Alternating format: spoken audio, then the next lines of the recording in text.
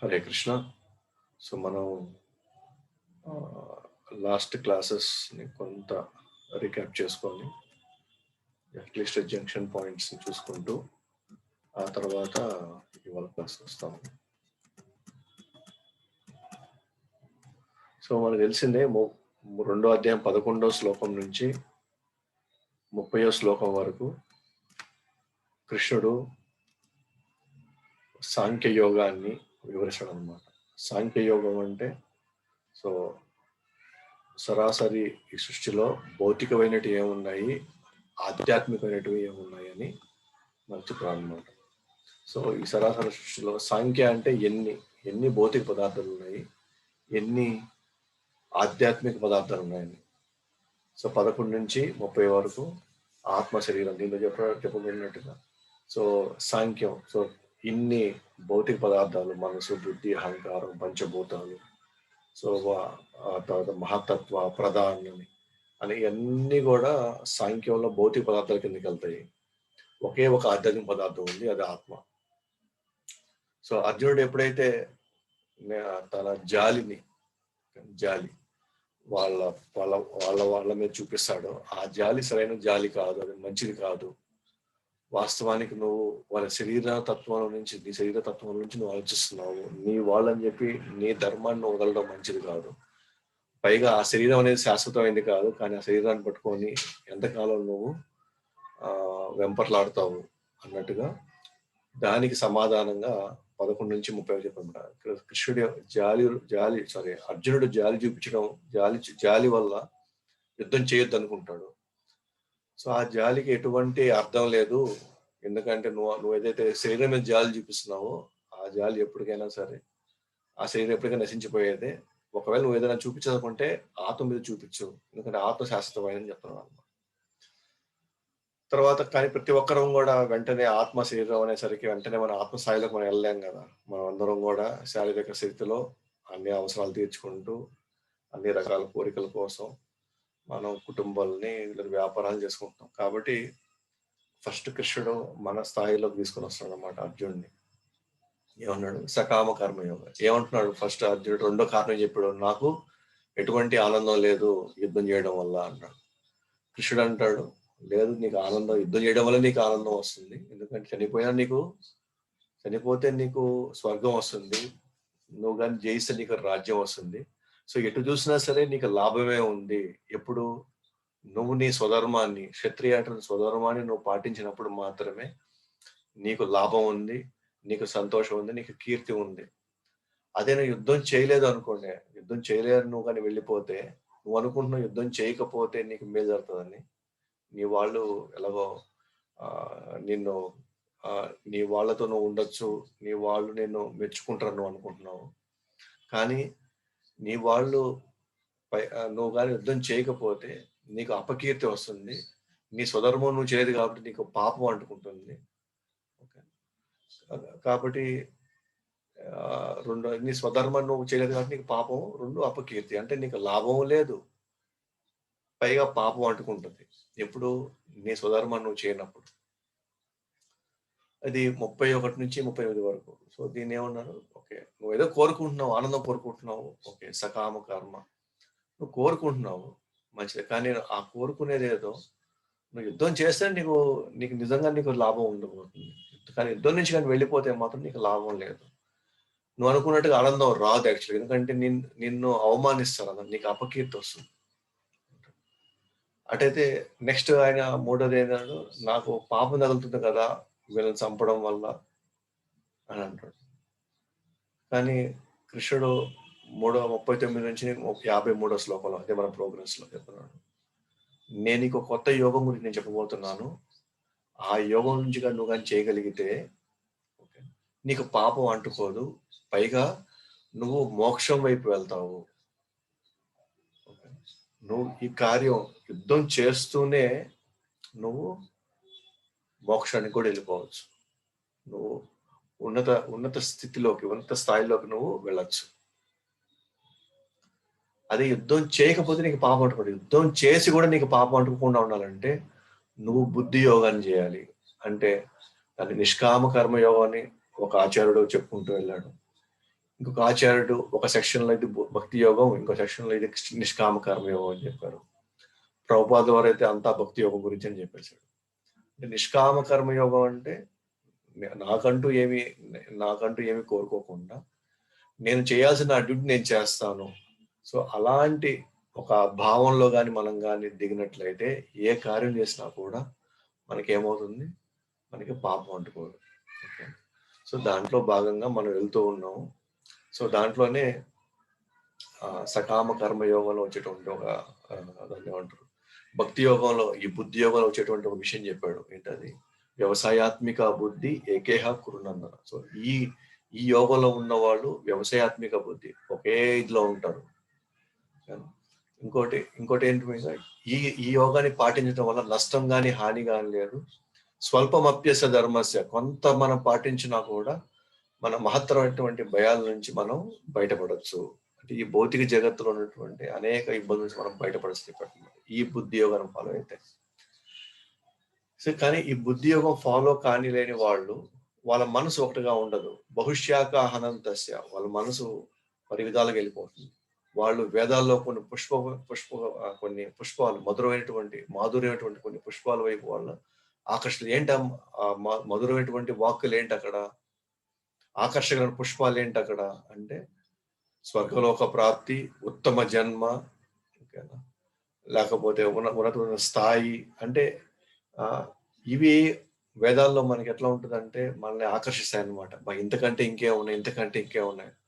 కాబట్టి చాలా మంది అనుకుంటారంటే వేదాల్లో ఉన్న వీటిని మాత్రమే చూసి ఇంతకంటే ఇంకేమున్నాయి, ఇదే కదా మనకు అందరికి కావాల్సిన ఆనందమే కదా, కాబట్టి స్వర్గంలో విపరీతమైన ఆనందం ఉంది కాబట్టి ఆనందం వైపు వెళ్దామని, లేకపోతే ఉత్తమ జన్మ వస్తే మనం బాగా డబ్బున కుటుంబంలోనో లేకపోతే బాగా మంచి తెలివితేటలు ఇలాంటివి ఉన్న కుటుంబాల్లో మనం పుట్టాలనుకుంటాం. సో ఇదే జీవితం అనుకుంటారు, ఇంతకంటే ఇంక వేరే అనుకుంటారు అనమాట. కానీ కృష్ణుడు అంటాడు, సో ఇలాంటి ఇదంతా కూడా కేవలం త్రిగుణాల లోపల ఉన్న వేదాల్లో త్రిగుణాలకు లోబడి ఉన్న వాళ్ళకి మాత్రమే వేదాలన్నీ కూడా. దయచేసి నువ్వు వీటి నుంచి నువ్వు దాటి బయటకు వచ్చేసి అర్జున అంటారు అనమాట. సో త్రిగుణాలకు లోబడి వాటికి రాగద్వేషాలతో నీకు ఇష్టమైన వాటిని తీసుకోవడం కష్టమవుతుంది. సో ఈ పరిస్థితిలో ఉండడం వల్ల యాక్చువల్లీ చెప్పాలంటే మనం ఎక్కువ సుఖంగా ఉండలేము, పైగా మనం చాలా ఇబ్బంది పడతాం అని చెప్తూ, సో 2వ అధ్యాయం 47వ శ్లోకానికి వచ్చేసరికి, నువ్వు దయచేసి కర్మణ్యేవాధికారస్య, సరే నువ్వు ప్రస్తుతానికి నువ్వు కోరికలతో నీ జీవితం ఉంది కాబట్టి ప్రస్తుతానికి నువ్వు కోరుకుంటున్నావు కాబట్టి అటైతే నీది నువ్వు ఉండేటువంటి ఈ స్థితి ఏంటంటే కర్మణ్యేవాధికారస్య, నువ్వు కర్మ చేసేటువంటి స్థితిలో ఉన్నావు ఇప్పుడు నువ్వు అని చెప్పాను అనమాట. అయితే నువ్వు కర్మ చేసే స్థితిలో ఉన్నావు కాబట్టి ఏమంటున్నాడు, నీ విధు ధర్మాన్ని నిర్వహించడానికే నీకు అధికారం ఉంది. సో నీ విధు ధర్మాన్ని నిర్వహించడానికి నీకు అధికారం ఉంది, కానీ కర్మఫలంలో కాదు. సో కర్మఫలంలో నీకు ఎటువంటి అధికారం లేదు. ఫలం ఏదైనా రావచ్చు, నీ కర్మఫలం నీవే కారణం అని ఎన్నడూ నువ్వు భావించకు. నువ్వు కాదు కారణం. 5 కారణాలు ఉన్నాయి 18 అధ్యాయాలు మనం చెప్పుకున్నావు. అలాగే నీ విధి నిర్వహించకపోవడం అని ఆసక్తి చూపకు. అంటే నీ విధుల్లో నీకు ఏ లాభం లేకపోతే ఆసక్తి మనం చూపించాం మనం. అంటే అలాగే ఇక్కడ కూడా నిర్వహించకపోవడంలో ఆసక్తి చూపకు. అంటే నువ్వు దయచేసి నువ్వు నిర్వర్తించు అని చెప్తున్నాడు అనమాట. సో ఆ విధంగా వెళ్ళాం పోయినసారి. 48లో ఏం చెప్తున్నాడు, యోగస్థకుర్ కర్మ సంజ్ఞం త్యక్త్వా ధనంజయ సిద్ధ సిద్ధ్యో సమోభూత్వ సమత్వం యోగముచ్యతే. జయము అపజయము, సిద్ధ్యో అంటే సిద్ధించినా సిద్ధించకపోయినా, సమభూత్వ జయము అపజయము. సో ఇవన్నీ పట్ల ఆసక్తిని విడిచి ఓకే నీ విధి అని నిర్వర్తించు, అటువంటిది యోగం అని పిలువబడును. సో మనం చెప్పుకున్నాం ఇక్కడ నిజమైన యోగం అంటే భగవంతుడి యొక్క సేవకుడిగా ఆయనకి ఏదైతే ఇష్టమో అది చేస్తాం, ఏదైతే కష్టమో వాటిని వదిలేస్తాం. అలాగే పోయిన క్లాస్లో మనం వర్ణాశ్రమ ధర్మంలో 4 వర్ణాలు 4 ఆశ్రమాల గురించి చెప్పుకున్నాం. సో అన్నిటి ఉద్దేశం ఒకటే అన్నమాట, కృష్ణుని తృప్తిపరచడమే ఉద్దేశం అన్నమాట. సో కాబట్టి అర్జునుడైనా సరే, మనమైనా సరే, ఆయన ఆ కాలమైనా సరే, మనం ఈ కాలమైనా సరే, ఇప్పుడు మనం కానీ చూసుకున్నట్లే మనకి ఏ వర్ణాశ్రమం లేదు, ఏ వర్ణాలు లేవు, ఏ ఆశ్రమాలు లేవు.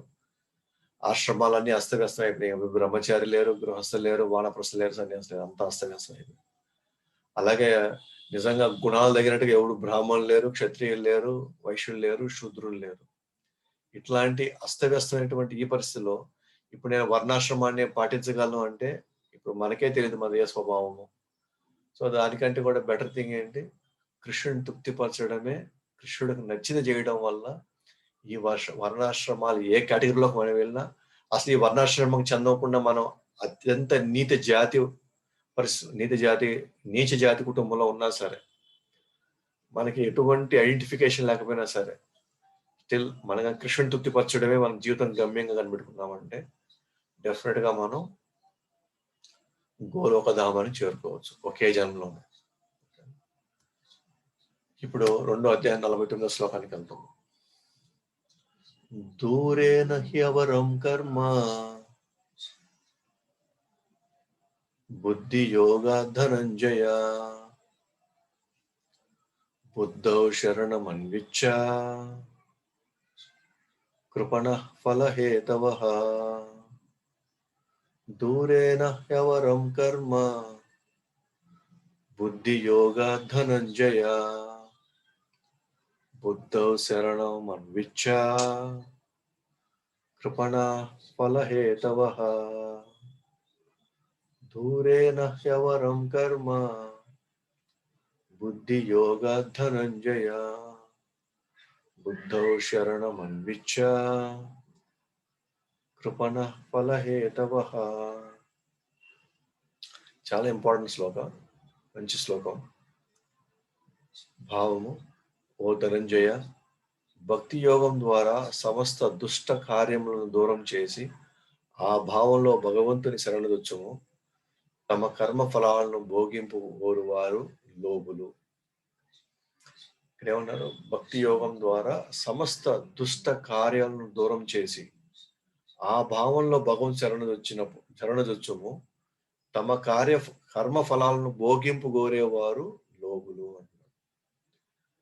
సో ఇక్కడ దూరేన హెవరం కర్మ అన్నాడు. దూరేన అంటే హెవరం కర్మ, కొన్ని హీనమైన కర్మల్ని, కొన్ని హీనమైనటువంటి అంటే అతి నీచమైనటువంటి కొన్ని కర్మల్ని, కొన్ని చేయకూడని కొన్ని కర్మల్ని మనం దూరం పెట్టేయవచ్చు అన్నమాట.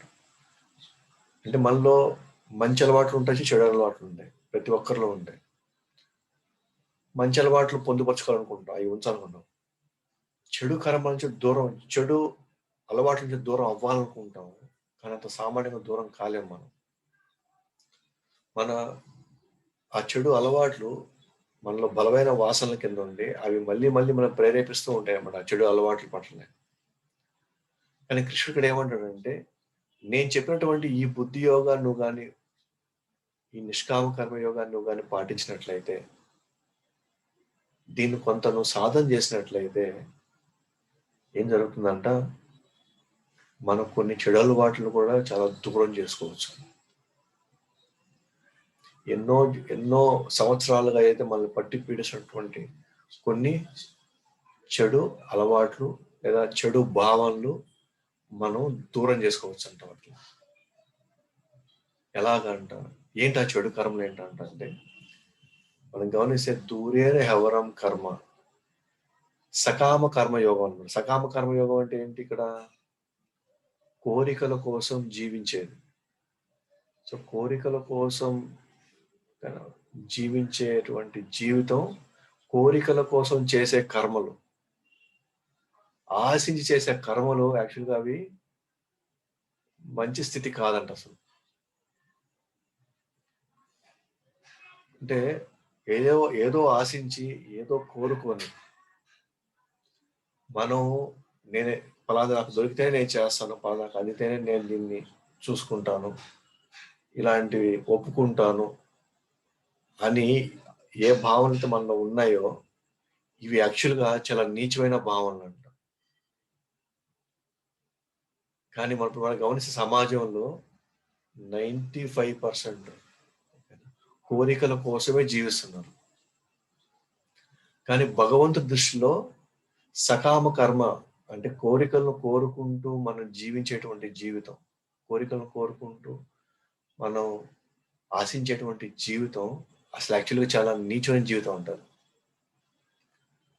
కానీ వద్దనుకున్నా, కాదనుకున్నా మళ్ళీ మళ్ళీ మనకి కోరుకోవాలనిపిస్తూనే ఉంటుంది. ఇంకా మనం అది లేదే, ఇది లేదే, ఇంకా నేను అదే నాకింకా అది కావాలి, ఇది కావాలి, ఇంకా ఆ స్థాయికెళ్ళాలి, ఈ స్థాయికెళ్ళాలి అని ఏదైతే మనలో ఈ భావనలున్నాయో, వాస్తవానికి అవి మనల్ని మళ్ళీ మళ్ళీ కర్మల్లో పెట్టే భావనలే. మళ్ళీ మళ్ళీ మనల్ని కర్మలో ఇరికిచ్చే భావనలయన్ని. సో, కర్మల్లో మళ్ళీ మళ్ళీ మనకి ఇరికిచ్చే ఏవైతే భావనలున్నాయో, అవి వాస్తవానికి నీచమైన భావనలు, లేదా నీచమైన కోరికలవి. నీచమైన కర్మలు. కృష్ణుడేమంటాడంటే, అలాంటి నీచమైనటువంటి కర్మల్ని నువ్వు దూరం చేసుకోవచ్చు. దేని ద్వారా? నిష్కామ కర్మయోగం చేయడం వల్ల. కోరికల కోసం పక్కన పెట్టి, ఇది నేను నేను ఫలానా రోల్‌లో ఉన్నాను, లేదా ఫలానా స్థితిలో ఉన్నాను. నేను చేయాల్సింది నేను చేస్తాను. నాకు ఫలితం వచ్చినా రాకపోయినా అన్న స్థితిలో ఉండేది. ఇది కొంత ఉన్నతమైన కర్మలంటివి. అంటే కొంత నేను ధర్మాన్ని పాటిస్తాను. కొంత నేను ఆ ధర్మాన్ని పాటించడం వల్ల నా సమాజాన్ని కొంతవరకు మెరుగుపరుచుకుంటాను అనేటువంటి ఇది చాలా ఉన్నత స్థాయి కర్మ. కేవలం తన కోసం, తన ఎదుగుదల కోసమే, తన ఉన్నతి కోసమే జీవించే వాళ్ళకి ఇక్కడ బుద్ధో శరణమన్విచ్చ కృపణా ఫలహేతవః. వాడు కృపణుడంట. కృపణ అంటే బ్రాహ్మణ, కృపణ రెండున్నాయి. కృపణ అంటే అత్యంత లోబుడు. లోబుడు అంటే పిస్నారి ఇక్కడ. లోబి. అన్నీ అక్కడే ఉంటాయి. కానీ అనుభవించాలంటే భయము. అనుభవించాలి అయిపోద్దేమో అని భయం అన్నమాట. బ్రాహ్మణ అంటే ఎవరంటే తన దగ్గర ఉన్నదంతా పంచేవాడు. ఏమాత్రం వచ్చినా పంచేవాడు బ్రాహ్మణుడు. అది జ్ఞానం కావచ్చు, డబ్బులు కావచ్చు. తనది ఎప్పుడు దాచుకోవాలనుకోడు. ఉన్నది ఎప్పుడైనా పంచాలనుకుంటాడు. కృపణ అంటే ఏంటి? ఉన్నదంతా దాచుకుంటుంటాడు. ఓకేనా? అతను దాన్ని ఖర్చు పెట్టాలంటే భయపడేవాడు. కానీ డబ్బులు ఉండేది ఎందుకు? ఖర్చు పెట్టుకొని ఆనందించడానికి. కానీ ఇతనేం చేస్తాడు? గల్లాపెట్టెలో పెట్టుకొని చూసుకొని ఆనందపడతా ఉంటాడు అన్నమాట. కానీ ఎప్పుడు ఎవడు దాన్ని తీసుకెళ్ళి కొట్టేస్తాడో తెలియదు. బ్రాహ్మణ అంటే ఏది ఉంచుకోడు. వచ్చిందంతా ఇచ్చేస్తుంటాడు. ఓకే. సో, ఈ సకామ కర్మ అనేది ఏదైతే ఉందో, కోరికల కోసం జీవించేది, కోరికల కోసం మనుగడ కొనసాగించేది. ఓకే. అది చాలా హేయమైన, చాలా నీచమైనటువంటి కర్మలంటారు. ఎందుకంటే మనల్ని ఈ భౌతిక జగత్తుకి మనల్ని కట్టిపడేస్తాయి ఆ కర్మలు. సో అందువల్ల ఇక్కడ తమ కర్మ ఫలాలను భోగింపు గోరు వారు లోబులు. చూద్దాం ఇక్కడ. సో ప్రభు వారి భాషలో మనం చూస్తాం. ఎప్పుడైతే ఒక జీవుడు కృష్ణుడి అంశం అర్థమైనప్పుడు అన్ని అన్ని రకాల భౌతిక కార్యకలాపాల నుండి దూరం పెడతాడు. ఎందుకంటే ఎప్పుడైతే ఫస్ట్ టైం మనకు అర్థమైపోయింది అనుకోండి, నేను కృష్ణుడి అంశాన్ని, నేను కృష్ణుడి బిడ్డని అర్థమైనప్పుడు అప్పుడేమవుద్ది? తండ్రి చెప్పినట్టుగా, తండ్రి ఏం కోరుకుంటాడో మనం ఎలా జీవించాలనుకుంటామో అలా మనం జీవించడానికి మనం ప్రయత్నిస్తాం. ఆ కనెక్షన్ ఎస్టాబ్లిష్ అయ్యేంత వరకు, ఆ సంబంధం తెలుసుకున్నంత వరకు, ఆ సంబంధం తెలియనంత వరకు ఏం చేస్తామంటే ఎన్ని జన్మలైనా సరే, ఎన్ని కోట్ల జన్మలైనా సరే, నాది కుటుంబం, నాది నాది కులము, నాది దేశము, నాది రంగు, ఇదే వీటిల్లోనే మనం అయిపోతుంది. ఎందుకంటే తెలియనంత వరకు అందరితో సంబంధం కలుపుకోవాలనుకుంటాం మనం. అందరు నావాలి అనుకుంటాం. ఇప్పుడు హాస్పిటల్లో ఉన్నాము, నేను చూస్తున్నాను అనమాట. ఎక్కడైనా సరే డిస్కషన్ వచ్చినప్పుడు అంటే ఎలా ఫ్రెండ్స్ అవుతారంటే, అంటే ఎలా సంబంధం కలుపుకుంటారంటే ఇక్కడ నేను గమనిస్తూ ఉంటాను అనమాట. హిందీ వాళ్ళు వేస్తే మళ్ళీ అంతా ఒకటైపోతారు అనమాట. అబ్బా ఇదంతా మనోళ్ళు అని. లేకపోతే ఒకే రాష్ట్రం నుంచి వచ్చి ఉంటే ఒకటైపోతుంటారు. లేకపోతే ఒకే రకం జబ్బు ఉన్నా కూడా ఒకటైపోతుంటారు మళ్ళీ. లేకపోతే అంటే ఒకే ఏజ్ పేషెంట్స్ ఉన్నా సరే ఒకటైపోతుంటారు. ఓకే. సంబంధాలు కలుపుకునేస్తా ఉంటారు అన్నమాట ఇక్కడ.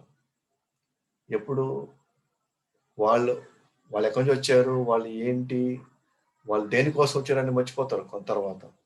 ఆ తర్వాత ఈ సంబంధాలు పడిపోతారు మళ్ళీ. అరే! ఇప్పుడు దాకా ఆ పేషెంట్ మనతో పాటే ఉన్నాడే, మనతో పాటు ఇప్పుడు అతను వెళ్ళిపోతుంటే మళ్ళీ ఏడుపొస్తుంది. అరే! వచ్చింది అతను వెళ్ళిపోవాలి కదా అసలు.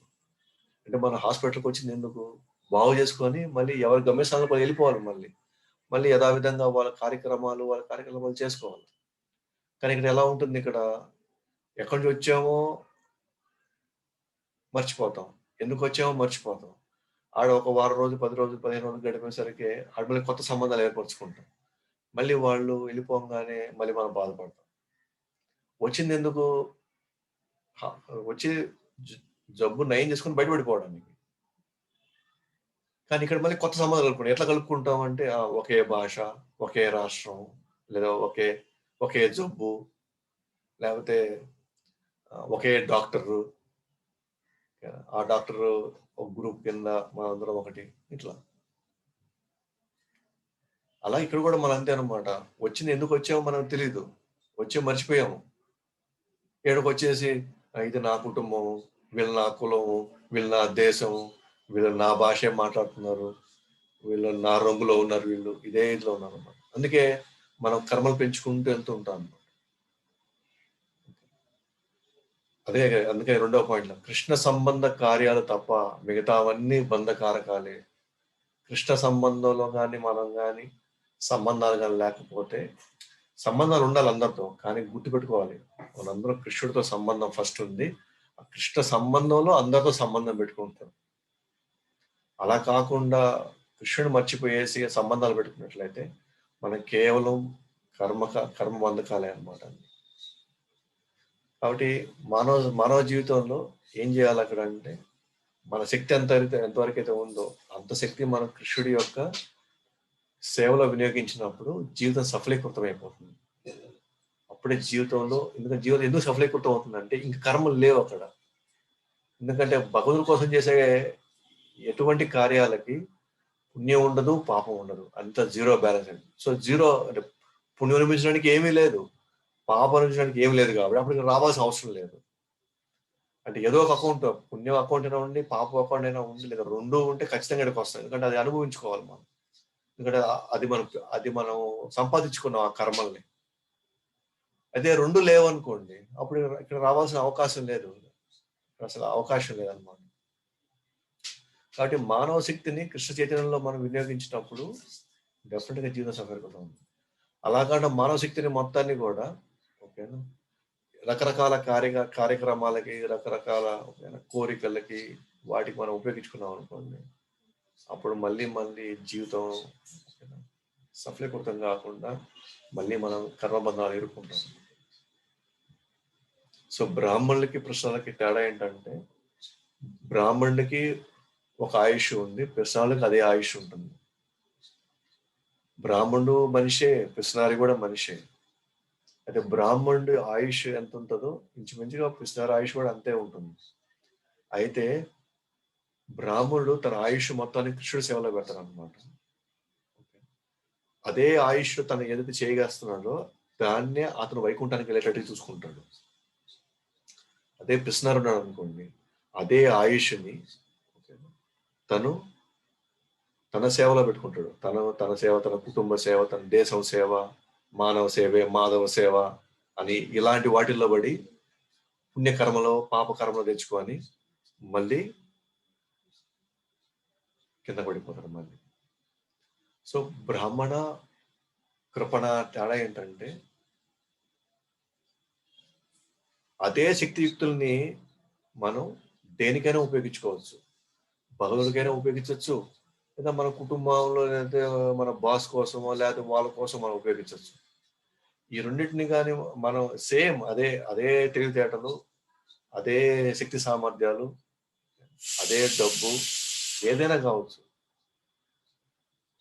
ఆ రిసోర్సెస్ అన్ని భగవంతుడి సంబంధంలో కానీ పెట్టుకొని చేస్తే మనం బయటపడిపోతాం. అదే వాటిల్నే మన కృష్ణ సంబంధంలో కాకుండా మన స్వార్థం కోసం మనం ఉపయోగిస్తే మనం పడిపోతాం, పతనం అయిపోతాం అనమాట అక్కడ. అంటే అప్పుడు మనం అర్థం చేసుకోవచ్చు. శక్తియుక్తుల్ని, ఓకేనా, అదే శక్తియుక్తుల్ని ఎవరి సేవలో పెడితే నేను పూర్తి లాభాన్ని పొందగలను, మళ్ళీ నాకు జన్మ మృత్యు జరా వ్యాధి అనేటువంటి ఈ సంబంధాలని ఇరుక్కోకుండా శాశ్వతంగా నా తండ్రి యొక్క ఇంటికి, రాజ్యానికి నేను వెళ్ళిపోతాను అని తన మానవ జన్మని ఉపయోగిస్తాడో తన నిజంగా బ్రాహ్మణుడు. బ్రాహ్మణుడు అంటే పుట్టుక బ్రాహ్మణుడు కాదు ఇక్కడ.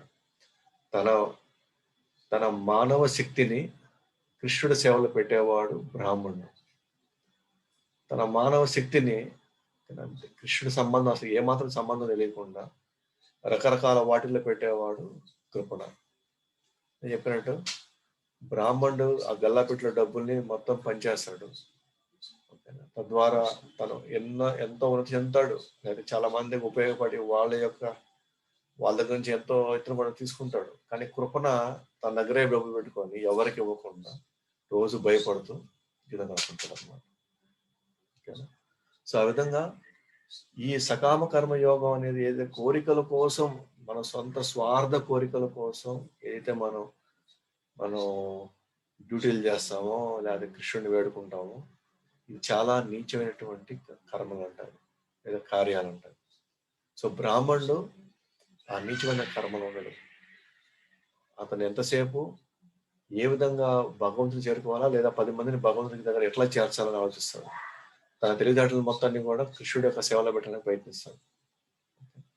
సో కృపణ మాత్రం అసలు భగవంతుడు ఉండేవాడిని గుర్తించకపోవచ్చు. 2, ఒకవేళ గుర్తించినా కూడా తన స్థాయిలో చేయకుండా ఎంతో నామమాత్రం ఏదో కృష్ణుడి కోసం చేస్తాడు అన్నమాట. కాబట్టి కృష్ణుడు అర్జునుడికి అడ్డు వేసేస్తాడు అనమాట. బుద్ధియుక్తో జహాతిహ ఉభే సుకృత దుష్కృతే తస్మాద్ యోగాయ యుజ్యస్వ యోగ కర్మసు కౌశలం. బుద్ధియుక్తో జహాతిహ ఉభే సుకృత దుష్కృతే తస్మాద్ యోగాయ యుజ్యస్వ యోగ కర్మసు కౌశలం. బుద్ధియుక్తో జహాతిహ ఉభే సుకృత దుష్కృతే తస్మాద్ యోగాయ యుజ్యస్వ యోగ కర్మసు కౌశలం. స్వభావము భక్తిత సేవలో నిమగ్నమైన వ్యక్తి ఈ జన్మలోనే శుభ ఫలములను అశుభ ఫలములను రెండింటి నుండి విముక్తుడవుతాడు. కనుక సకల కర్మల్లోని నేర్పు అయినట్టు యోగము కొరకే ప్రయత్నించు. సో కృష్ణుడు ఇక్కడ అర్జునుడు ఏమన్నాడు, కాబట్టి ఈ బుద్ధి యోగాన్ని నువ్వు పాటించు. అంటే కోరికల కోసం దయచేసి నీ వాళ్ళు ఏదో బాగుండాలని, తద్వారా నువ్వేదో వాళ్ళకి మేలు చేసిన వాడు అవుతావని, తద్వారా నువ్వేదో ప్రశాంతంగా ఉంటావని, నీ స్వార్థం కోసం నీ స్వధర్మాన్ని పక్కన పెట్టి దయచేసి నువ్వు జీవించొద్దు. నేను చెప్పినట్టుగా నువ్వు నిష్కామ కర్మయోగంలో ఈ బుద్ధి యోగంలో దయచేసి నువ్వు యుద్ధం కోసం యుద్ధం చెయ్యి. నువ్వు క్షత్రుడు కాబట్టి నీ స్వధర్మం అది కాబట్టి యుద్ధం చెయ్యి. కానీ యుద్ధం యొక్క ఫలితం ఎలా ఉండాలని మాత్రం ఆశించొద్దు. అలా నువ్వు చేసినట్లయితే అలాగా భక్తియుత సేవలో నిమగ్నమైన వ్యక్తి అలాగా నిష్కామంగా తను భగవంతుని సేవలో ఉన్నట్టు వాడు ఏమవుతాడు, ఈ జన్మలోనే చూడండి, ఈ జన్మలోనే అంటే ఒక్క జన్మలోనే అందరూ అనుకుంటుంటాం అనమాట, ఏమని ఎప్పుడు తీరుతాయో ఈ కర్మలన్నీ, ఎప్పుడు కవుతాయో ఇదంతా కూడా, కింద జాగ్రత్తలో మనం అంతా నిజంగా అసలు అవుతుందా అవుదా ఇదంతా కూడా అని మనం ఒకసారి మనకి నిరుత్సాహం ఉంటుంది అట్లా. ఎందుకంటే భౌతిక ప్రపంచంలో మనం ఒక మెట్టు పైకి కొన్ని మళ్ళీ ఇంకో దెబ్బపడి మళ్ళీ కింద పడుతుంటాం అన్నమాట. ఒకసారి ఆనందం ఉన్నట్టే ఉంటుంది, అంతా బాగానే ఉంటుంటుంది, తక్కని మళ్ళీ ఒకసారి అంతా అయోమయం అయిపోతుంటుంది. అలాంటి పరిస్థితులు వచ్చినప్పుడు అందరూ ఏమనుకుంటామంటే, ఇవన్నీ చేస్తూ ఉన్నాం, ఇవన్నీ పాటిస్తూనే ఉన్నాం, ఇంకెప్పుడు కావచ్చు ఇదంతా నిజంగా మనం పోగలమా, నిజంగా మనం చేయగలమా, ఇంత దూరం మనం ఏమీ ఆశించకుండా మనం వెళ్ళగలుగుతామా అసలు అని మనకు అనిపిస్తుంటుంది. కృష్ణుడు ఏమంటున్నాడు, భక్తియుత సేవలో నిమగ్నమైన వ్యక్తి ఈ జన్మలోనే శుభ ఫలములను అశుభ ఫలములు రెండింటి నుండి విముక్తుడవుతాడు. కనుక సకల కర్మల్లోని నేర్పనేటి యోగము కొరకే ప్రయత్నించము. యోగము కొరకే అంటే ఏంటి? ఇక్కడ నా సంబంధంలో నీ విధు ధర్మాన్ని నిర్వర్తించు. దానివల్ల ఎలాంటి ఫలితం రాబోతుందో, ఏం జరగబోతుందో దాని గురించి నువ్వు పక్కన పట్టించుకోవద్దు. అది నేను చూసుకుంటా. దాని గురించి నువ్వు పెద్దగా పట్టించుకోవాల్సిన అవసరం అసలునే లేదు.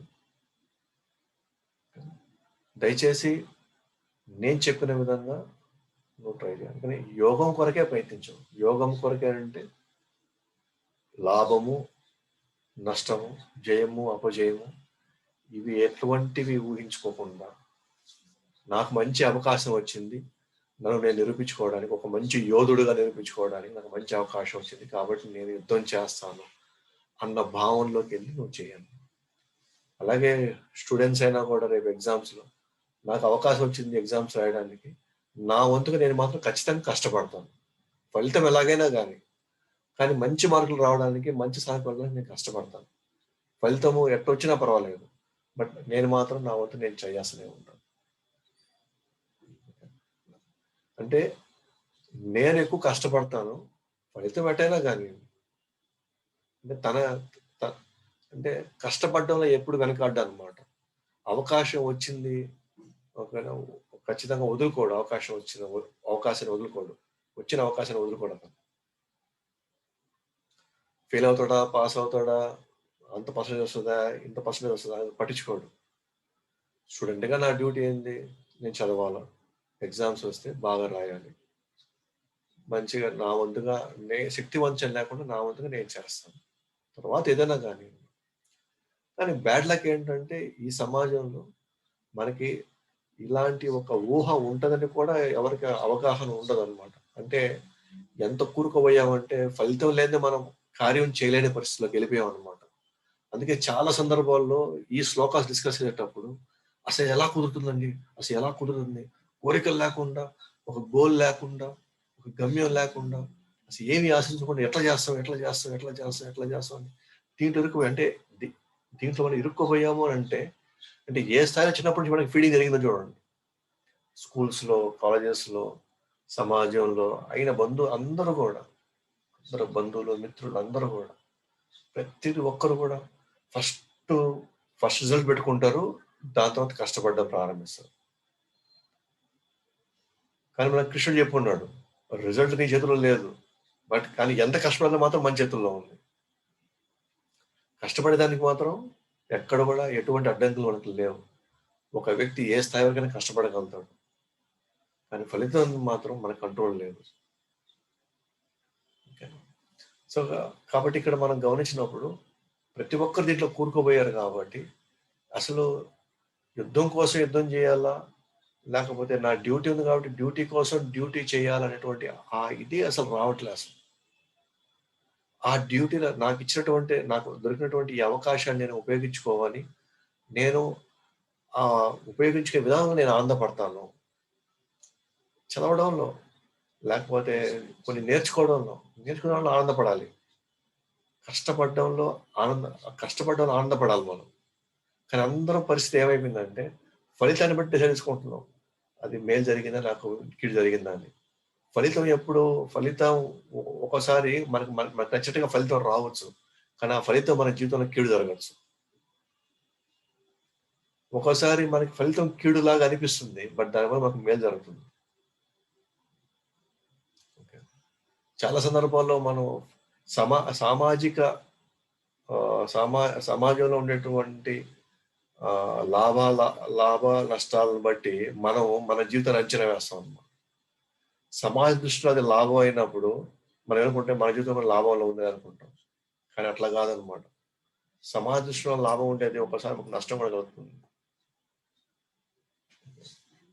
సో ఎంతో మంది తల్లిదండ్రులు మనందరూ అనుకుంటాం, బాగా డబ్బు ఉంటే బాగున్నాం, బాగా డబ్బు ఉంటే అన్ని సమకూరుస్తాయి కదా, అన్ని బ్రహ్మాండంగా మనకు అంత రెస్పెక్ట్ వస్తుంది కదా, అందరూ హ్యాపీగా ఉంటాం కదా అని జస్ట్ మనకున్న అంచనా.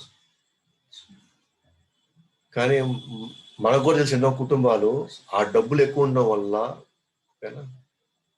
పిల్లలు దేనికి పనికి రాకుండా పోయారు. ఆ పిల్లలు మాట వినకుండా ఆ డబ్బుల్ని సర్వనాశనం చేసే పరిస్థితులు ఉన్నాయి. ఇప్పుడు ఆ డబ్బు వాళ్ళకి మేలు చేసిందా, కీడు చేసిందా? ఖచ్చితంగా కీడు చేసింది. కానీ కొన్ని కుటుంబాల్లో వాళ్ళ పేదరికం వాళ్ళకి కష్టపడే తత్వాన్ని నేర్పించి వాళ్ళ ఉన్నత స్థాయికి తీసుకెళ్ళింది ఆ డబ్బు లేవు వాళ్ళ దగ్గర. ఇప్పుడు డబ్బు మంచిదే చెడ్డదా? డబ్బు ఉండడం మంచి అదృష్టమా, డబ్బు లేకపోవడం అదృష్టమా? దేన్ని బేస్ చేసుకొని మనం ఇది అదృష్టం అంటాం, ఇది దురదృష్టం అంటాం? మనం డబ్బులు ఉన్నా లేకపోయినా, పలానా ఫలితం ఉన్నా లేకపోయినా కష్టపడే తత్వం కానీ ఉంటే, ఓకేనా, ఆ స్వభావం కానీ ఉంటే ఎన్నిసార్లు పడినా పైకి లేయడానికి మనకి ఆత్మస్థైర్యం అవుతూ ఉంటాం. కానీ మన దౌర్భాగ్యం ఏంటంటే ఇప్పుడున్న సొసైటీలో తల్లిదండ్రులు కానీ ఎవరు కావచ్చు, ఎవరు కష్టపడే తత్వాన్ని నేర్పించట్లేదు. త్వరగా ఫలితాన్ని ఎలా తీసుకురావాలా, త్వరగా ఫలితాల్లోకి ఎట్లా అనుకున్న ఫలితానికి ఎలా చేరాలా, దానికి ఎక్కువ బాటలు వేసుకుంటున్నాం మనం. ఇప్పుడున్న స్కూల్స్ లో మా అబ్బాయికి ఎందుకు ఏ గ్రేడ్ రాలేదు, లేదా ఏ ప్లస్ ఎందుకు రాలేదు, అప్పుడు టీచర్స్ ఏం చేస్తారు, మనం ఇచ్చే ఒత్తిడికి ఎందుకు వాళ్ళతో తలకాయ నొప్పి అని వాళ్ళకి లేని నాలెడ్జ్ కూడా రాసిన వాళ్ళు మార్క్స్ వేసేస్తున్నారు. అప్పుడు దానివల్ల ఫలితం ఏమవుతుంది తర్వాత, నెక్స్ట్ వాళ్ళ ఫ్యూచర్ ఏమవుతుంది, వాళ్ళు దేనికి పనికి వస్తారు తర్వాత వాళ్ళు? అంటే ఫలితమే బేస్ చేసుకొని మనం జీవించినట్లయితే డెఫినెట్ గా సమాజంలో కావచ్చు, కుటుంబాల్లో కావచ్చు, అంతా అస్తవ్యస్తం అయిపోతుంది.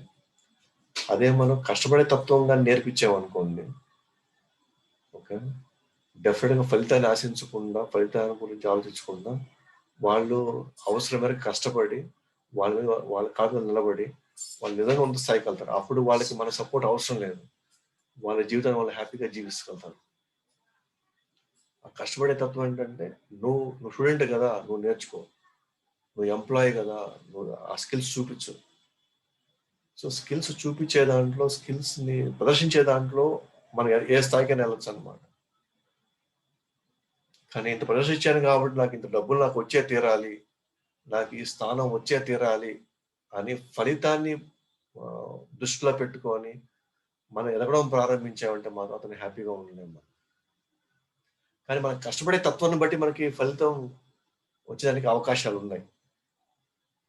మనం కష్టపడే దాన్ని బట్టి మనకి ఆ రేంజ్ లో మనకి ఫలితం వస్తుంది.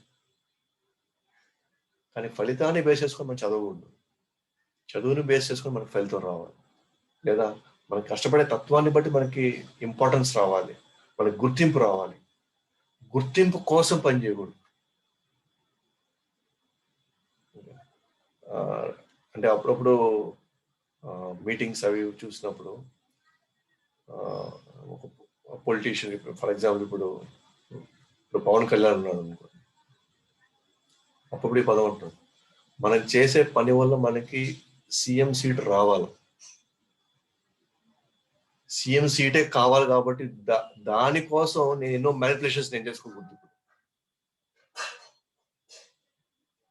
అది కొట్టడానికి అంటే ఏ కులాలని ఎట్లా మేనేజ్ చేయాలా, ఎవరెవరికి ఎలాంటి మాటలు చెప్పాలా, ఎవరెవరిని ఎట్లా ఇది చేసుకొని ప్రస్తుతానికి వాళ్ళ మీద చేసేసుకొని తారుమారు చేసుకొని సరే దాన్ని కొట్టాలా.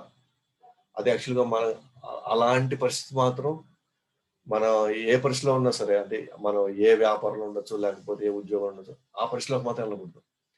మనం చేసే కష్టాన్ని బట్టి మనకి ఆ స్థానం వరించాలన్నమాట. అంటే ఆ స్థానం రావాలి, ఇతను కష్టపడుతున్నా కానీ ఇతనికి మనం ఇవ్వాలని రావాలి. రాలేదా, మనం చేసుకునే కష్టం మనకి ఆనందాన్ని ఇవ్వాలి. మనం చేసుకునే కష్టం మనకి ఆనందం ఇవ్వాలి తప్ప ఫలితాన్ని బట్టి మనం పని చేయకూడదు. ఫలితాన్ని బట్టి పని చేసామనుకోండి, మన జీవితంలో ఎప్పుడు సుఖంగా ఉండలేము. ఎందుకంటే ఫలితం ఎప్పుడు మనం అనుకున్నట్టుగా రాదు. ఒకసారి రావచ్చు, 2 సార్లు రావచ్చు, 3 సార్లు రావచ్చు. కానీ జీవితాంతం మనం అనుకున్నట్టుగా ఫలితం రాదు. ఎప్పుడు మనకు అనుకున్నట్టుగా ఫలితం రాదో అప్పుడు మనం డిసప్పాయింట్మెంట్, డిప్రెషన్‌లోకి వెళ్తాం. ఇవాళ చాలా మంది స్టూడెంట్స్ యొక్క జీవితాలు ఇవే అన్నమాట. ఫస్ట్ పేరెంట్స్ లేదా మా అందరూ టార్గెట్స్ పెట్టేస్తాం ఫస్ట్ వాళ్ళకి. దాని బేసిస్ చదవమంటాం. వాళ్ళు చేయలేరు. కష్టపడతారు పాపం. కానీ అందరికీ ఆ స్థాయి మెమరీ ఉండదు కదా! ఆ స్థాయి ఇది ఉండదు కదా! శక్తియుక్తులు ఉండవు కదా! అందరికి ఒకటిగా ఉండవు కదా! అప్పుడు పాపం వాళ్ళు ఏం చేస్తారు ఇంక అక్కడ? ఫస్ట్ టార్గెట్ ఇచ్చేసి తర్వాత చదవమంటే. నీ వంతు నువ్వు కష్టపడి నాయనా, నీ వంతు నువ్వు చెయ్యి. ఇంతవరకు రాగలిగితే మంచిదే. ఇట్లా రాకపోయినా మనం ఇంకోటి ఉంది చూసుకుందాం. కానీ నువ్వు కష్టపడడం మాత్రం నేర్చుకో. నువ్వు కష్టపడాలి, చదువు అని అని చెప్పగలిగినప్పుడు వాళ్ళ మీద భారం ఉండదు. ఇప్పుడు కూడా కృష్ణుడు అన్నాడు అనమాట. యోగం కొరకే ప్రయత్నించు. యోగం కొరకే ప్రయత్నించు. యోగం అంటే ఏంటి? నువ్వు ఏవి ఆశించకుండా, ఏది కోరుకోకుండా నిర్విధమైనటువంటి క్షత్రియ ధర్మాన్ని నువ్వు పాటిస్తూ యుద్ధం కోసం యుద్ధం చేయి. నువ్వు చేయాలా, అపజేయాలా వాటి గురించి ఆలోచించాల్సిన అవసరం లేదు. సో ఎవరైతే ఈ భక్తియుత సేవలో, ఈ నిష్కామ కర్మంలో ఎవరైతే ఉంటాడో అతను శుభ అశుభ ఫలములని అతను వాటి నుంచి అతను బయటపడిపోతాడు. అతనికి అనుభవించడానికి ఇక్కడ ఏం లేదు ఇక్కడ. అదే అనమాట ఇక్కడ. సో ప్రభువారు భాషలు అంటారు అనమాట. అనేక జన్మల పాప పుణ్య కర్మల కారణంగా మన కృష్ణుడి యొక్క అంశాలను మర్చిపోయాము, అజ్ఞానంలో జీవిస్తున్నాం. అంటే ఇట్లానే సకామ కర్మయోగంలో పడి అనేక జన్మలు అన్నమాట. కోరికలు కోరి కోరి కోరి కోరి అనేక పాప పుణ్యాలు కోరికలు కోరి కోరి కోరి ఎంత ఇరుక్కోబోయాము అంటే, కోరికలు కోరుకోకపోతే ఇతను చాలా విచిత్రంగా చూస్తారు అనమాట. నాకేం కోరికలు లేవు. కోరికలే లేవా అసలు మీకు? అసలు కోరికలే రావా మీకు అసలు అంటున్నారు. కోరికలు ఉన్నాయి, కోరికలు ఉంటాయి, ఆత్మకు కోరికలు ఉంటాయి. కానీ ఆ కోరికలను మనం కృష్ణుడి కోరికల కింద మలుచుకోవాలి మనం. కానీ అనేక జన్మలుగా ఈ పాప పుణ్య కర్మల్లో ఈ అంశం ఆ కోరికలు పడి ఈరోజు మన పరిస్థితి ఏంటంటే అసలు కృష్ణుడితో అంశాలను మనం మర్చిపోయాం. ఎంతసేపు ఆ కోరికల కోసం మా కుటుంబానికి ఏం కావాలో, మా అబ్బాయికి ఏం కావాలి, మా అమ్మాయికి ఏం కావాలి, మా భార్యకి ఏం కావాలి, మా తండ్రికి ఏం కావాలి, వీటిలో ఇరుక్కుపోయాం. పూర్తి అజ్ఞానంలో జీవిస్తాం. ఎట్లా అజ్ఞానంలో జీవిస్తున్నాం అంటే, మనం ఏదో ఇక్కడ శాశ్వతంగా ఉండిపోతున్నట్లు, ఈ కుటుంబంతో శాశ్వతంగా మనతోనే ఉండబోతున్నట్లు, నా కులపు వాళ్ళందరూ కూడా నాతోనే ఉండబోతున్నట్లు, ఓకే, వీళ్ళంతా కూడా శాశ్వతంగా చివరి దాకా నాతోనే ప్రయాణిస్తబోతున్నట్టుగా మనం జీవిస్తున్నాం అనమాట. ఇక్కడ ఇది అజ్ఞానంలో జీవించడం. భగవద్గీత సందేశం మన అజ్ఞానం తొలగిస్తాం. కృష్ణుడు మనకి రియల్ అడ్రస్ ఇస్తాడు అనమాట. కృష్ణుడు మనం ఎవరం, అసలు శరీరమా ఆత్మలమా? మరి అలాంటప్పుడు ఆత్మ లక్షణాలు ఏంటి, అసలు శరీర లక్షణాలు ఏంటి, శాశ్వతమైనది ఏంటి, అశాశ్వతమైనది ఏంటి, అసలు మనకి కృష్ణుడితో ఉన్న సంబంధం ఏంటి? కృష్ణుడు చెప్పినట్లుగా మనం వ్యవహరించడం వల్ల మనకి ఏ విధంగా మన కర్మలు ఇరుకోకుండా అందరితో మంచి సంబంధాలు పెట్టుకొని మనం బయటపడతాం. అలాగే కృష్ణుడి సంబంధం వల్ల లేకపోతే ఎలాంటి పరిస్థితుల్లో పడి, ఎలాంటి ఘోరమైన పరిస్థితుల్లో మనం పడతామో, తద్వారా అనేక కర్మలు మనం అనుభవించబోతామో అది ఎక్స్ప్లెయిన్ చేస్తాడు కృష్ణుడు. సో మనకి కృష్ణుడు ఎవరో చెప్తాడు, కృష్ణుడు మనకు సంబంధం చెప్తాడు, మనం ఏ లోకం చెందిన వాళ్ళో చెప్తాడు, మనం ఎందుకు ఇలాంటి పరిస్థితులు పడ్డామో చెప్తాడు, మళ్ళీ ఏ అంశాలు మనల్ని ఇబ్బంది పెట్టబోతున్నాయి, ఇక్కడ ఇబ్బంది పెట్టి మనం ఏ విధంగా మనం శాశ్వతంగా ఇక్కడే మనం అల్లాడిపోతామో దాని గురించి చెప్పాడు. చివరికి బయటపడే మార్గం కూడా చెప్తున్నాను. అప్పుడు ఇది భగవద్గీత మన జీవితంలో రానంత వరకు, లేదా మన జీవితంలో ఆచార్యులు లేదా గురువు రానంత వరకు 100% మనం అజ్ఞానంలో బతుకుతున్నాం అన్నమాట. అజ్ఞానం అంటే ఏంటి? ఇక్కడ నేను నా తండ్రిని మర్చిపోవడమే అజ్ఞానం. ఇక్కడ నేను ఎక్కడి నుంచి వచ్చానో, ఎవరి నుంచి వచ్చానో మర్చిపోవడమే అజ్ఞానం.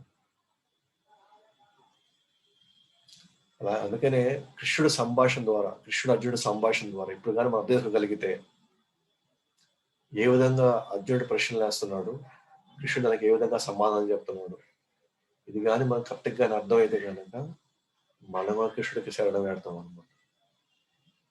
ఎప్పుడు మనం కృష్ణుడు శరణం వేడతామో అప్పుడు పాపపుణ్యాల నుండి విడుదలైపోతాం. మనం ఎగ్జాక్ట్ గమనించాలన్నమాట. అర్జునుడు ఎలాంటి ప్రశ్నలు వేస్తున్నాడు, అర్జునుడు ఏ స్థితిలో ఉన్నాడు, ఎలాంటి ప్రశ్నలు వేస్తున్నాడు, దానికి కృష్ణుడు ఎలాంటి సమాధానాలు ఇస్తున్నాడు, ఎట్లా అర్జునుడు దాన్ని అర్థం చేసుకోవడానికి ఇంకా కొన్ని ప్రశ్నలు వేస్తున్నాడు, కొన్ని ప్రాక్టికల్గా అడుగుతున్నాడు అనమాట. కొన్ని లోతైన ప్రశ్నలు కొన్ని అడుగుతున్నాడు. ఇది అర్థం చేసుకోగలిగితే మనకి పూర్తిగా మనకి కృష్ణుడి సంబంధం తెలుస్తుంది, కృష్ణుడితో అభిధేయం తెలుస్తుంది. అభిధేయం అంటే ఏం చేస్తే కృష్ణుడు ఆనందపడతాడు. తర్వాత లాస్ట్గా ఏమవుతుంది? ప్రయోజనం, కృష్ణుడి ప్రేమ దొరికిపోతుంది. ఏదైతే మనం అల్లాడిపోతున్నామో గత జన్మల నుంచి, నాకు ప్రేమ కావాలి అని, అది కృష్ణుడు దొరుకుతుంది మనకు ఫైనల్గా.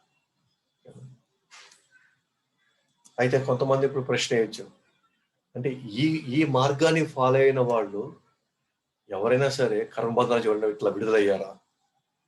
గతంలో ఎవరైనా కర్మబంధాల నుంచి బయటపడ్డారా ఈ ప్రాసెస్ ద్వారా, ఈ భక్తియుత మార్గంలో, లేకపోతే నిష్కామ కర్మయోగం ద్వారా ఎవరైనా ఇట్లా విడుదలైన వాళ్ళు ఉన్నారా? ఎవరైనా అర్జునుడి ప్రశ్న వేసి ఉండొచ్చు. దాన్ని కృష్ణుడు అంటాడు అనమాట, కర్మజం బుద్ధియుక్తా హి ఫలం త్యక్త్వా మనీషిణః జన్మబంధా వినిర్ముక్తః పదం గచ్చన్త్యనామయం. కర్మజం బుద్ధియుక్తా హి ఫలం త్యక్త్వా మనీషిణః జన్మబంధా వినిర్ముక్తః పదం గచ్చన్త్యనామయం. కర్మజం బుద్ధియుక్తా హి ఫలం త్యక్త్వా మనీషిణః జన్మబంధా వినిర్ముక్తః పదం గచ్చన్త్యనామయం. కృష్ణుడు అన్నమాట. భావం చూద్దాం. ఆ విధంగా భగవానుని భక్తియుత సేవలు నెలకొనడం ద్వారా మహర్షులు లేదా భక్తులు ఈ భౌతిక జగత్తులో కర్మఫలాల నుండి తమను ముక్తులు చేసుకుంటారు. ఈ రకంగా వారు జన్మ మృత్యు చక్రం నుండి విడుదలను పొంది దుఃఖ రాహిత్య స్థితిని పొందుతారు భగవద్ధామాన్ని చేరుకోవడం ద్వారా. ఎవరైతే భగవానుడి భక్తి చేయడం నెలకొనడం ద్వారా మహర్షులు లేదా భక్తులు ఈ భౌతిక జగత్తులో కర్మఫలాల నుండి తమను ముక్తులు చేసుకుంటారు. ఇదే మార్గం అన్నమాట. నిష్కామ కర్మయోగం లేదా భక్తి యోగంలో ఎవరైతే భగవంతుడి యొక్క సేవలో నెలకొనడం ద్వారా వాళ్ళు జన్మ రాహిత్యం, ఏదైతే దుఃఖ రాహిత్యం నుంచి వాళ్ళు విడుదలైపోతారు. ఇది జరిగింది. సో మహర్షులు మునులు ఎవరైతే ఇప్పుడైతే ఈ నుంచి బయటపడ్డారో వాళ్ళంతా ఈ మార్గం ద్వారానే, అంటే సకామ కర్మయోగం ద్వారా ఎవరు బయటపడలేదు ఇంతవరకు. అంటే కోరికల కోసం భక్తి చేసే వాళ్ళు ఇప్పుడు బయటపడలేదు. కృష్ణుడి యొక్క ఇష్టానుసారం మేరకు ఎవరైతే భక్తి చేశారో, కృష్ణుడికి నచ్చింది చేయడం, కృష్ణుడికి నచ్చకపోతే వదిలేయడం, మన ఇష్టాలకు సంబంధం లేకుండా, ధర్మాలతో సంబంధం లేకుండా కృష్ణుడి యొక్క ఇష్టాల మీద ఎవరైతే జీవితాన్ని కొనసాగించారో వాళ్ళు కర్మ నుంచి బయటపడ్డారు. ఋషులు, మునులు, భక్తులు అందరూ కూడా ఇలా విధంగా బయటపడ్డారు. ఇదొక కృష్ణుడు ఇష్టానుసారంగా ఎవరైతే జీవిస్తారో లేదా జీవించడానికి అట్లీస్ట్ ప్రయత్నిస్తారో వాళ్ళు బయటపడిపోతారు ఇక్కడ నుంచి. లేకపోతే సకామ కర్మ ఈ దేవతల భక్తి ద్వారా, దేవతల యొక్క కోరికలతో కూడుకున్న భక్తి ద్వారా ఇంకా కోరికల్లో మునిగి తేలాడే వాళ్ళకి ఇంకా వేల కోట్ల జన్మలు పట్టచ్చు అన్నమాట బయటపడడానికి.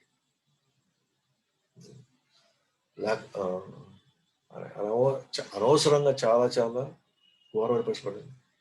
ఒక మాంజన్మ వచ్చింది, అది కోరికలతో గడిపేసాం అనుకోండి, మళ్ళీ ఎన్ని వేల లక్షల జన్మలు పడుతుందో ఆ మాంజన్మ రావడానికి. ఆ మాంజన్మ వచ్చి మనకి ఎవరో గురువు రావాలా, గురువు ఆచార్యుడు మనకి ఏదో అది మనకి ఆటంకి ఎక్కాలా, మళ్ళీ ఎక్కకపోతే మళ్ళీ ఎన్ని వేల లక్షల కోట్ల జన్మలు అవుతుందో మళ్ళీ ఇంకో మాంజన్మ రావడానికి. కానీ ఒకవేళ మాంజన్మ వచ్చినా భక్తితో సేవలో ఉంటామని గ్యారంటీ లేదు. సో ఇది పెద్ద అంటే ఇలాగ మనం ఎన్ని జన్మలు ఎత్తామో ఇప్పుడు ఇప్పుడు ఈ జన్మకి కొంతమంది ఈ గ్రూప్లో ఫాలో అవుతున్నారు, ఫాలో ప్రయత్నిస్తున్నారు. కష్టంగా ఉంది కానీ అయినా ప్రయత్నిస్తున్నారు. ఇట్లాగా ఇస్కాన్ సెంటర్స్ కావచ్చు, ఇస్కాన్ క్లాసెస్ ద్వారా, లెక్చర్స్ ద్వారా ఎంతోమంది భక్తులు మ్యాక్సిమం ట్రై చేస్తున్నారు అనమాట ఇది అందించడానికి. ఎట్లా బయటపడాలంటే ఇది మార్గం అంటాడు కృష్ణుడు అనమాట. సో భాష్యంలో శ్రీమద్ భాగవతం 10వ స్కందం 14-58 శ్లోకంలో పదం పదం యద్విపదం. సో ఎవరైతే కృష్ణుడి యొక్క పాద పద్మాలని వదలకుండా ఆయన యొక్క భక్తియుత సేవలో నిమగ్నం అయ్యారో ఓకేనా, వాళ్ళు చాలా సులభంగా ఓకేనా ఈ భౌతిక జగత్తుని వదిలి ఆ భగవద్ధామం చేరుకుంటారు. అది ఈ భౌతిక జగత్తు యొక్క పరిస్థితి ఏంటంటే అంటే ఎటువంటి భౌతిక జగత్తుని వాళ్ళు వదులుతారంటే అంటే కృష్ణుడి యొక్క పాద పద్మాలను పట్టుకున్న వాళ్ళు ఎలాంటి భౌతిక జగత్తుని వదులుతారంటే పదం పదం యత్ విపదం. ఈ భౌతిక జగత్తు ఎలాంటిదంట, పదం పదం యత్ అడుగడుగున మనకు విషాదం. ఇక్కడ విపదం అంటే ఆపత్తు, అడుగడుగున ఆపత్తుంది అనమాట. అంటే ఇలాంటి భౌతిక జగత్ అడుగడుగున ఆపతుండే భౌతిక జగత్తుని అతి సులభంగా దాటేస్తారంట ఎవరు, భగవంతుడి యొక్క పాద పద్మాలు పెడుతున్నాడు అంటే భగవంతుడి యొక్క సేవలో ఉన్నవాడు, భగవంతుడి యొక్క ఆదేశాలను పాటించిన వాళ్ళు. పదం పదం యత్ విపదం అంటే భాగవతుడు ఏం చెప్తుందో భౌతిక జగత్తు గురించి, పదం పదం యత్ విపదం, అడుగడుగునా నీకు విపత్తు ఉంది ఇక్కడ, అడుగడుగున డేంజర్ ఉంది ఇక్కడ. ఇవాళ మనం చూస్తున్నాం కరోనా పరిస్థితి ఎట్లా ఉంది, ఎంత దారుణం ఉంది. ఇదే భౌతిక జగత్ అంటే. This is called as material world. ఆధ్యాత్మిక, ఆది భౌతిక, ఆది దైవిక క్లేశం. ఇది ఆది భౌతిక క్లేశం, ఆది భౌతిక ఇతర జీవరాశుల వల్ల మనం పడేటువంటి ఇబ్బంది. అడుగడుగున డేంజర్. ఎవరిని తాకాలా, ఎవరు కూర్చోబెట్టుంటే అడవి మనం పోయి కూర్చుంటామో, ఎవరు వదిలేసిన వాడిని మనం అంటించుకుంటే మనకి ఏమైపోద్దో. బెడ్లు కూడా లేని పరిస్థితి, ఆక్సిజన్ లేని పరిస్థితి. చూడండి, పదం పదం యత్ విపదం భాగవతం చెప్తుంది. పదం పదం అడుగడుగున ఇక్కడ ఏంటంటే ఎగ్జాక్ట్గా ఇవాళ మన పొజిషన్ లో ఉన్నాం. మనం అడుగు వేస్తే ఏమవుతుందో మనకు తెలియదు. ఇంటి బయటకు అడుగు వేసుకోవాలి, ఇంట్లో ఉండబడిపోయి వాళ్ళ సెక్యూరిటీ లేదు వాళ్ళు. అలాంటి పరిస్థితి చూడండి. ఇప్పుడు దీనివల్ల ఆర్థిక స్థితిగతులన్నీ గందరగోళం పడతాయి. ఆర్థిక స్థితులకు ఒక్కసారి అసమానతలు వచ్చాయనుకోండి, నెక్స్ట్ అందరూ జీవించడానికి ఏం చేస్తారు, అందరూ ఎవరి దగ్గర ఉందా వాళ్ళు దోచుకోవడానికి ప్రయత్నిస్తారు. నెక్స్ట్ ఎవరిళ్ళలో ఉన్నారా, ఎవరిళ్ళలో ఏముందని పెట్టుకోవాలి. ఎందుకంటే అందరూ బతకాలి కదా, బతకాలంటే డబ్బులు కావాలంటే కొందరికే జాబ్స్ ఉన్నాయి, కొందరికే పనిచేసే పరిస్థితి ఉంది. ఇక్కడ ఉన్న జాబులు తీసి పడేస్తున్నారు, అప్పులు కట్టుకోవాలి. మరి అప్పులు కట్టుకోవాలి, అవి కట్టుకోవాలంటే ఇంకా నాకు జీవించే ఏ మార్గం నాకు అమ్మన్నప్పుడు నేను ఏం చేస్తాను? నెక్స్ట్ నేను దోచుకోవడమే నాకు నెక్స్ట్ ఆల్టర్నేటివ్ నాకు దొరికేది. సో ఇతను దోచుకోవడం ప్రారంభించారనుకోండి, లేని వాళ్ళు దోచుకోవడం ప్రారంభించారనుకోండి, అప్పుడు ఉన్న వాళ్ళు ప్రశాంతంగా ఉండగలరా? ఉండలేరు. అప్పుడు ఏమవుతుంది? ఎవరు నమ్మగలమా, ఎవరు నమ్మలేము, ఏ పరిస్థితిలో పక్కన చూడండి. పదం పదం యత్ విపదం. ఆ 10 రూపాయల కోసం, 5 రూపాయల కోసం రేపు మర్డర్ కూడా జరుగుతాయి. ఆల్రెడీ స్టార్ట్ అయినాయి అనుకోండి. మనం ధైర్యంగా మనం ఒంటరిగా మనం తిరగలుగుతామా ముందు? అందుకే కృష్ణుడు అంటాడు అనమాట, దయచేసి ఈ భౌతిక ప్రపంచంలో ఇది మంచి వాళ్ళు ఉండే స్థలం కాదు, ఆ యుగం కాదు ఇది. దయచేసి నా పదం చేరుకోండి, నా వైకుంఠ పదం చేరుకోండి అంటున్నాడు. ఈ అవకాశాన్ని తీసుకోండి అంటున్నాడు. సో అజ్ఞానంలో ఉన్నవారు మాత్రమే భౌతిక ప్రపంచం మార్చాలనుకుంటారు. అజ్ఞానంలో ఉన్నవాళ్ళు మాత్రమే పర్ఫెక్ట్ చూడండి ఇక్కడ. అజ్ఞానంలో ఉన్న వాళ్ళు మాత్రమే భౌతిక ప్రపంచాన్ని మార్చాలనుకుంటారంట. ఇక్కడ ఏదో అన్ని వాళ్ళు సెట్ చేయాలనుకుంటారు బ్రహ్మాండంగా. అజ్ఞానం అర్థం చేసుకోవాలా, తయారు చేసిన వాడు మాత్రమే దీన్ని మార్చగలుగుతాడు. మనం తయారు చేసింది కాదు ఇది భౌతిక ప్రపంచాన్ని. సో మనం తయారు చేయనటువంటి ఈ ప్రపంచంలో అంటే మన ప్రమేయం దేనికి ఇక్కడ? ఈ భౌతిక ప్రపంచాన్ని ఒక మెషిన్ అని అనుకుంటే ఆ మెషిన్ యొక్క రూల్స్ అండ్ రెగ్యులేషన్స్ మనం ఫాలో అవ్వాలి మనం. అంతేగాని దాంట్లో చొరబడి మనకు లేని ఆ తెలివితేటల్ని ఇక్కడ ప్రదర్శించకూడదు. ఇప్పుడు కరోనా వైరస్ ఎలా వచ్చింది? ఏదో బయలాజికల్ వెపన్స్ లేదా ఏదో వైరస్ లేదా అనుకున్నారు వాళ్ళు. ఏదో మొత్తం కంట్రోల్ తీసుకురావాలనో లేకపోతే ఇంకెవరో ఆధిపత్య చలాచలం అనుకున్నారు. ఇప్పుడు ఏమైంది? పూర్తిగా అస్తవ్యస్తం అయిపోయింది. సో అజ్ఞానంలో ఉన్న వాళ్ళు మాత్రమే భౌతిక ప్రపంచాన్ని మాస్ అనుకుంటారు. ఇక్కడ ఏదో డ్యామ్లు కట్టేస్తే, ఇక్కడ ఏదో న్యూక్లియర్ స్టేషన్స్ చేసేస్తే అంత అందమైన ప్రపంచం మనం చేసేయగలుగుతాం అని. సో జ్ఞానంలో వాళ్ళు ఏమనుకుంటారు? రే ఇది నేను ఉండే ప్లేస్ శాశ్వత ప్లేస్ కాదు, నేను టెంపరీగా వచ్చాను, నా వంతుగా నేను చేయగలిగి నేను చేస్తాను, భగవంతుడు చెప్పినట్టుగా ఆదేశాలు పాటిస్తాను, మళ్ళీ నా దావాకి నేను వెళ్ళిపోతాను అనుకుంటారు. వీళ్ళకి జ్ఞానం చేసే పని అది.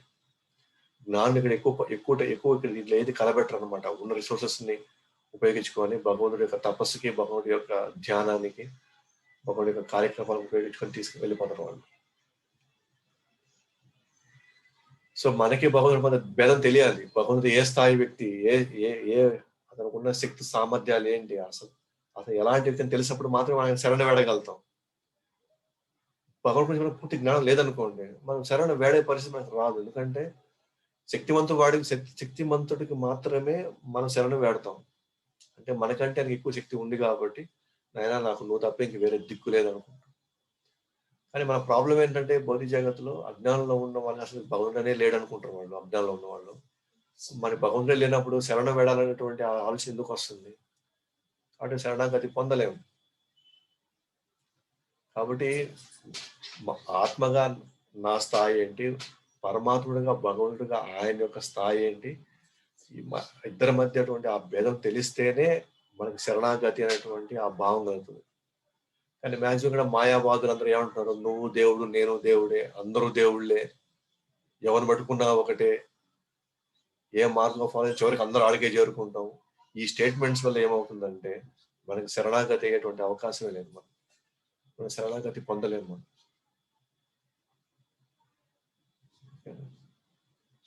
ఎప్పుడైతే నేను భగవంతుడి యొక్క సేవకుడిని అని అర్థమైనప్పుడు మాత్రమే మనం వైకుంఠానికి దారి వస్తుంది. నేను భగవంతుడి సేవకుడినప్పుడు ఏమవ్వాలి? నేను భగవంతుడికి సేవించేవాడిని, భగవంతుడికి సేవ చేసినప్పుడు మాత్రం నాకు వైకుంఠం దారి. లేకపోతే నేను దేవుడు, నువ్వు దేవుడు, అందరూ దేవుళ్ళే, ఈ పరిస్థితిలో శరణాగతి అనే అవకాశం. కానీ శరణాగతి లేకపోతే మనం బయటపడడానికి అవకాశం లేదన్నమాట. సో భగవంతుడి కోసం చేసే సేవనే భక్తియుత సేవ అంటారు. భగవంతుడికి నచ్చినట్టు చేసే సేవని, భగవంతుడు కోరుకున్నట్టు చేసే సేవనే భక్తియుత సేవ అంటారు. మనకు నచ్చినట్టుగా చేసే సేవని భగవంతుడి సేవ కాదు అది. నేను మంగళవారం ఉపవాసం ఉంటాను, నేను శుక్రవారం ఉపవాసం ఉంటాను, మనకు నచ్చినట్టుగా చేసేది కాదు భక్తి అంటే. ఇలా మనం కోరుకున్నట్టు చేసేది కాదు భక్తి అంటే. మనకి ఇష్టమైతే చేయడం, కష్టమైతే వదిలేయడం, అది కాదు భక్తి అంటే. భగవంతుడు కోరుకున్నట్టుగా, భగవంతుడు ఆదేశించినట్లుగా, మనకు కష్టమైనా సరే, కొంత ఇబ్బంది అయినా సరే, భగవంతుడి కోసం నచ్చినట్టు చేసేది, భగవంతుడికి ప్రేమతో చేసేది అనమాట. భగవంతుడికి నచ్చింది మనం ప్రేమతో చేసే సేవని, ప్రేమతో చేసేదే సేవ, భక్తితో సేవ. మన కోరికల కోసం చేసే భక్తే కాదనమాట. మన ఏదో కోరిక, మనకి ఏదో ఆశించి చేసే సేవ అసలు భక్తి కిందకే రాదు అసలు కేటగిరీలో. సో జస్ట్ గుళ్ళు కింద మాత్రాన భక్తి కాదనమాట. దండం పెట్టినంత మాత్రాన భక్తి కాదు, టెబ్బర్ గారు కొట్టినంత మాత్రాన సో భక్తి కాదు. లోపల భావన భగవంతుడి కోసం చేసే సేవ, భగవంతుడికి కోరుకున్నట్టు చేసే సేవ ఇది. భగవంతుడికి నచ్చినట్టు చేసే సేవనే భక్తియుత సేవ అంటారు. అజ్ఞానంలో ఉన్నప్పుడు ఏమవుతుంది? అంతా మనిషి ప్రకారంగా భగవంతుడు ఉండాలనుకుంటాం మనం. జ్ఞానంలో ఉన్నప్పుడు ఏమవుతుంది తెలుసా? భగవంతుడు నచ్చినట్టుగా మనం ఉండాలనుకుంటాం. అజ్ఞానంలో ఉన్నప్పుడు ఏమనుకుంటాం? మనకు నచ్చినట్టుగా భగవంతుడు ఉండాలనుకుంటాం. కాబట్టి మనం అర్థం చేసుకొని, క్లియర్గా అర్థం చేసుకొని, కృష్ణుడు ఏమంటాడంటే ఇక్కడ, దయచేసి కోరికల కోసం జీవించదు, అది చాలా నీచమైనటువంటి స్థాయి. అది మనం మన స్వధర్మాన్ని బట్టి ఏమీ ఆశించకుండా భగవంతుడికి నచ్చినట్టుగా చేసేటువంటి సేవని భక్త సేవ లేదా నిష్కామ కర్మ. ఎటువంటి మనకంటూ ఏమి లేకుండా, మనకంటూ ఏం కొనుక్కోండి. అటైతే ఇవాళకి వాళ్ళది ప్రాక్టికల్ కాకపోవచ్చు. ఈ రోజుకి ఈ రోజు అలాంటి భావన వస్తుందా అంటే ఈ రోజుకి రోజు రాకపోవచ్చు. బట్ మనం గుర్తుపెట్టుకోవాలి, కోరికల కోసం చేసేటువంటి భక్తి అసలు భక్తి కాదు అని. దానివల్ల మన కర్మల్లో ఇరుక్కుంటామని తెలుసుకోవాలి. కానీ భగవంతుడికి నచ్చినట్టుగా, భగవంతుడు కోరుకున్నట్టుగా, మనకు కొద్ది కష్టమైన, కొంచెం ఇబ్బంది అయినా సరే మనం చేయడంలో, ఆయనకి నెరవేర్చడంలో అది భక్తి అంటారు మనం తెలుసుకోవాలా. అటువైపు మన ప్రయాణం ఉండాలి. ఇప్పుడు అటువైపు మన ప్రయాణం ఉందనుకోండి, ఇవాళ కాకపోతే రేపైనా వస్తుంది. ఇవాళకి ఇవాళ మన కోరికలన్నీ పోవాలంటే పోవు. అది ఈజీ కాదు ప్రాక్టికల్గా చూస్తే. కానీ ఇది భక్తి అనుకుంటే మాత్రం పొరపాటు. భక్తి అనుకుంటే పొరపాటు. దీని నుంచి ఇంకొక లెవెల్కి వెళ్ళాలి మనం. కృష్ణుడే అంటున్నాడు, దూరేనహి అవరం కర్మ. దయచేసి ఆ నీచమైనటువంటి ఆ సకామ కర్మ ఏమైతే ఉంటే దాన్ని దయచేసి అది చాలా నీచమైంది, దాన్ని పక్కన పడి, అది పక్కన పోవాలంటే నిష్కామ కర్మలోకి వస్తే అది పక్కకి వెళ్ళిపోతుంది. కాబట్టి కృష్ణుడు మనకి ఈ విధంగా అర్జునుడికి ఆదేశిస్తున్నాడు, అర్జునుడి ద్వారా మనకి ఆదేశిస్తున్నాడు. సో క్రమంగా మనం ఆలోచించడం మనం మొదలు పెట్టాలి. అట్లా నిష్కామంగా, మన స్వార్థం కోసం కాకుండా, అందరి యొక్క మేలు కోసం, నా వంతుగా నేనేం చేయగలను అనేటువంటి ఆ భావంలోకి మనం నెమ్మదిగా ఎదగడానికి ప్రయత్నించాలి. అప్పుడు క్రమక్రమంగా మనలో ఈ రాగద్వేషాలు, ఈ ఇష్టాలు ఇవన్నీ క్రమక్రమంగా తగ్గిపోతాయి అన్నమాట. కాబట్టి ఇక్కడ నేను ఈ సెషన్ క్లోజ్ చేస్తున్నాను. సో మీకు ఏదైనా సందేహాలు ఉంటే మీరు అడగచ్చు. శ్రీల ప్రభుపాద్కి జై, భగవద్వాణి శ్రీమద్ భగవద్గీతకి జై, అనంత కోటి వైష్ణవునికి జై, గౌర్ ప్రేమానంద.